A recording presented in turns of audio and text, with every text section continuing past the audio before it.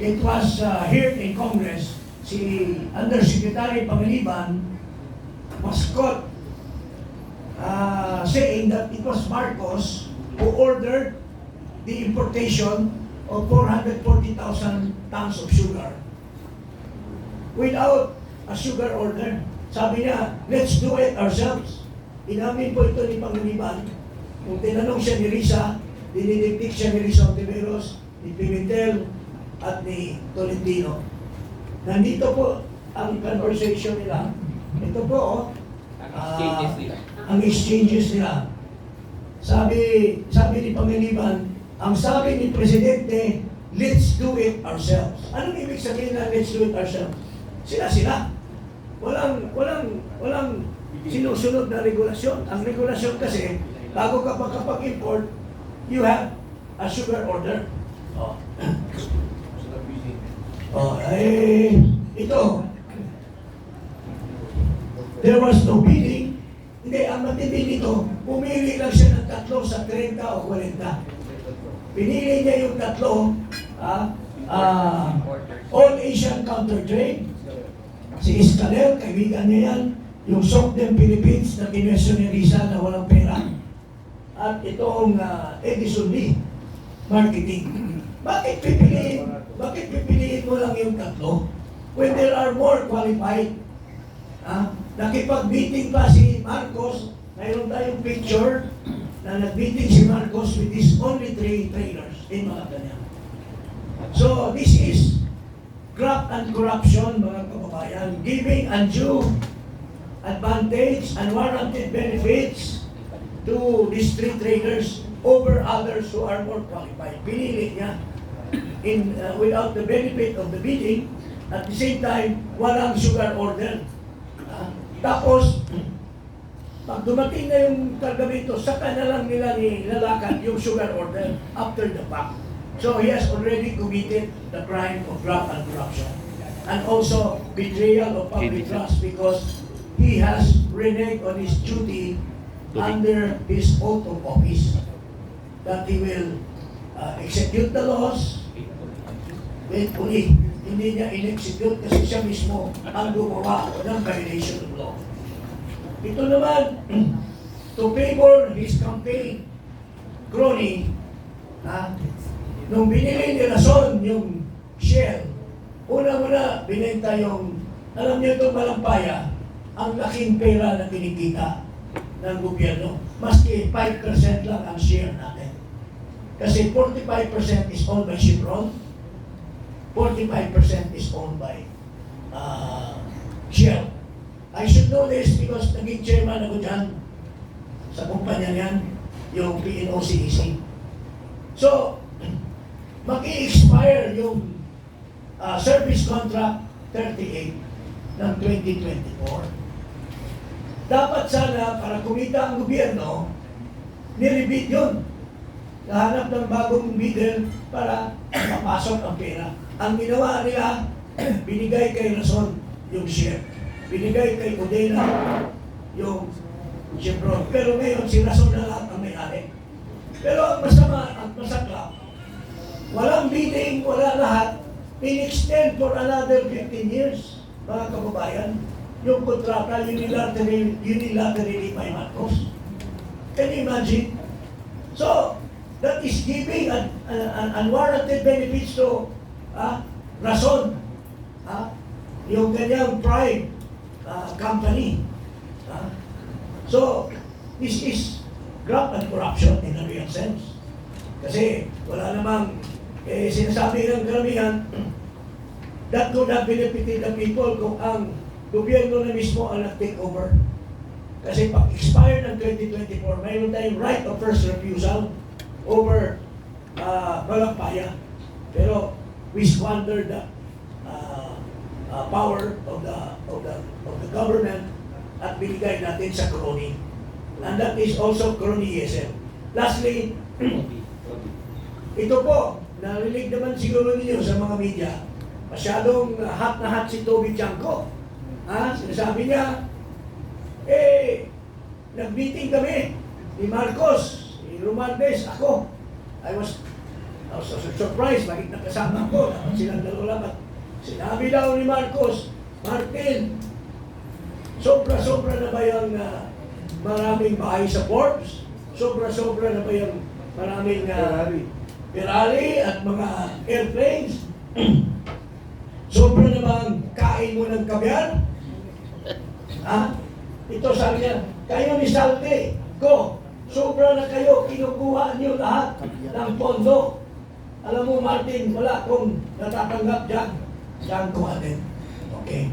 So, presuming na wala siya natatanggap, pero hindi kayo naniniwala, ha? November 2024 pa niya sinasabi ito. Alam niya na nangurakot si Martin, nangurakot si Saldi. Wala siyang sinasabi. Wala siyang ginawa.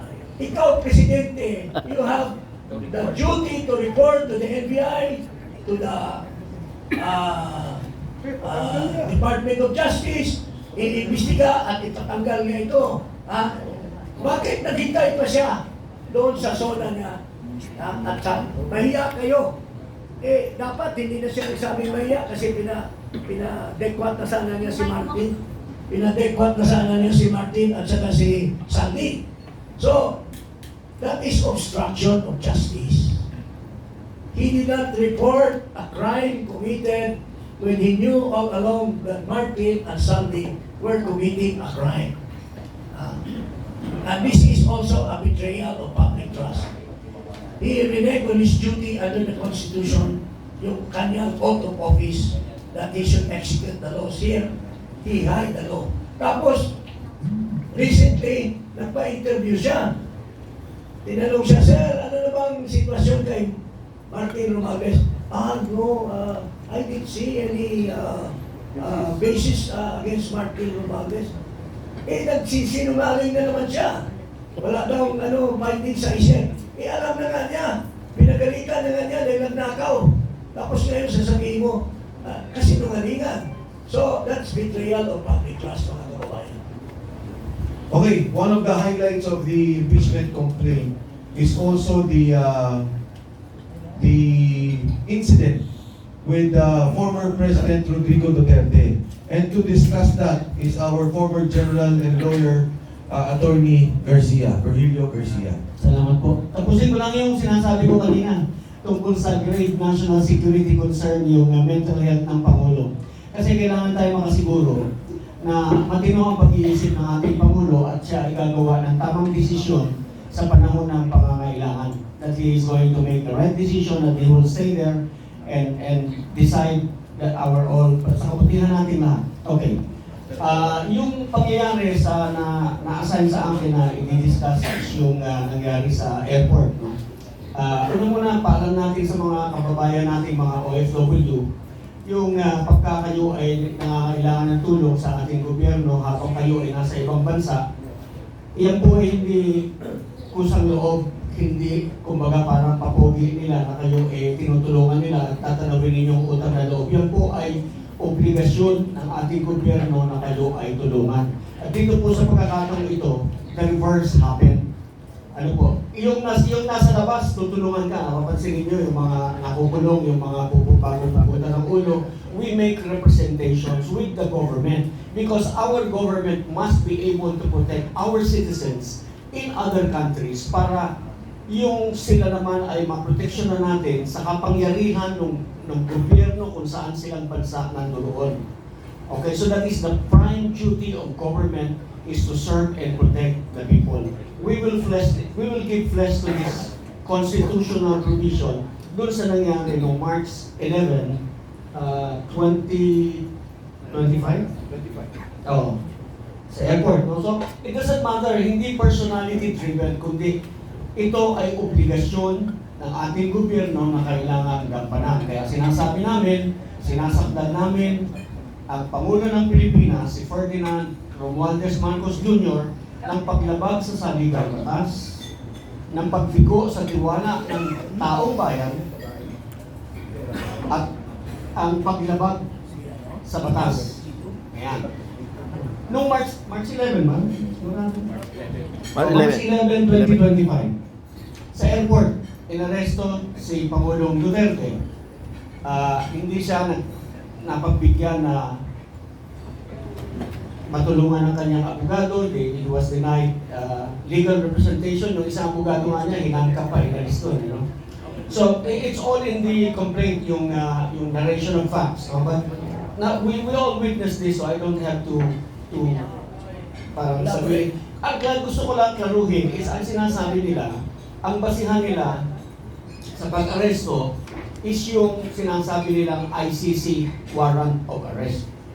Okay. Under the law, a foreign judgment is a piece of paper, nothing more than just a piece of paper. Ano mo sabihin pa ba? Nakamay ka.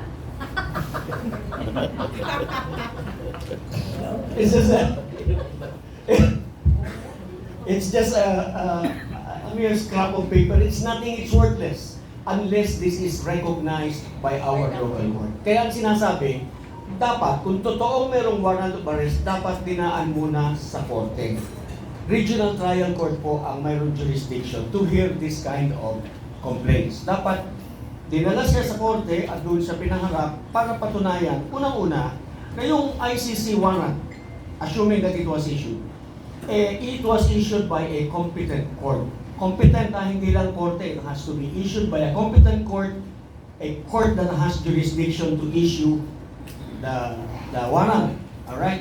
Ngayon yung ating korte, pagkatapos na dinig ganyan, siya yung mag-i-issue ng warrant of arrest. Yung warrant of arrest, ng korte natin, ang gagamitin ng mga aaresto para siya i-arestuhin dahil yon ang may visa. Hindi yung warrant of arrest ng kahit sino. Alright? We violated all this. Lahat ng batas. So we have an enumeration of the laws violated by them. Unang-una, yung Republic Act 7438. Yan yung karapatan ng kung sino mang arestado, detinado, o undergoing custodial at investigation at all times, yun ang sabi ng batas, you must be assisted by counsel. Ito yung other high crimes. No? So first of all, na-violate ngayon, he was treated inhumanely. Nandito po lahat. Meron akong kopya, bigyan ko kayo mamaya. Violated yung alam po ninyo meron yung ating Bill of Rights, yung number 1, hindi yung number 1 just because yun yung una nilang naisip, but because that is the fundamental, most basic right of every Filipino is yung no person shall be deprived of life, liberty, or property without due process of law.